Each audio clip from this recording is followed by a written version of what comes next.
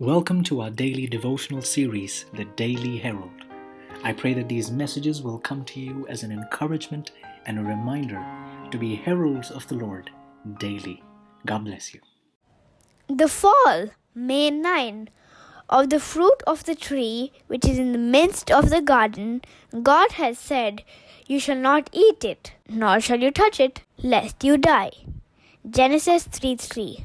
Eve went from the side of her husband, viewing the beautiful things of nature in God's creation, delighting her senses with the colors and fragrance of the flowers and the beauty of the trees and shrubs.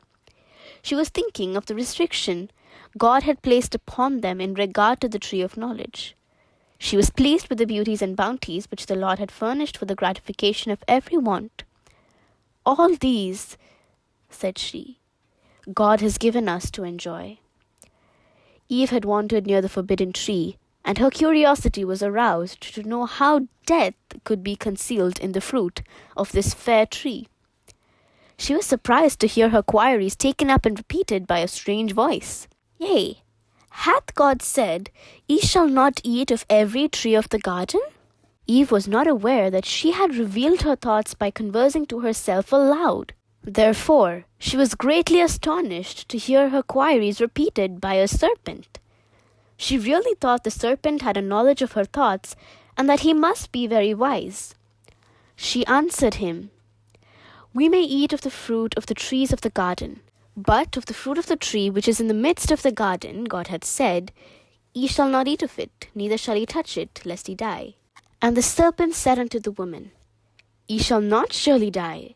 For God doth know that in the day ye eat thereof, then your eyes shall be opened, and ye shall be as gods, knowing good and evil." Eve had overstated the words of God's command. He had said to Adam and Eve, "But of the tree of the knowledge of good and evil thou shalt not eat of it. For in the day that thou eatest thereof, thou shalt surely die." In Eve's controversy with the serpent, she added the clause, "Neither shall ye touch it, lest ye die." This statement of Eve gave him advantage, and he plucked the fruit and placed it in her hand, and used her own words.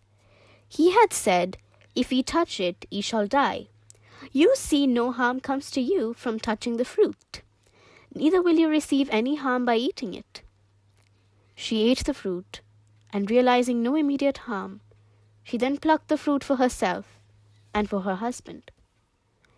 Adam and Eve should have been perfectly satisfied with the knowledge of God in His created works, and by the instruction of the holy angels.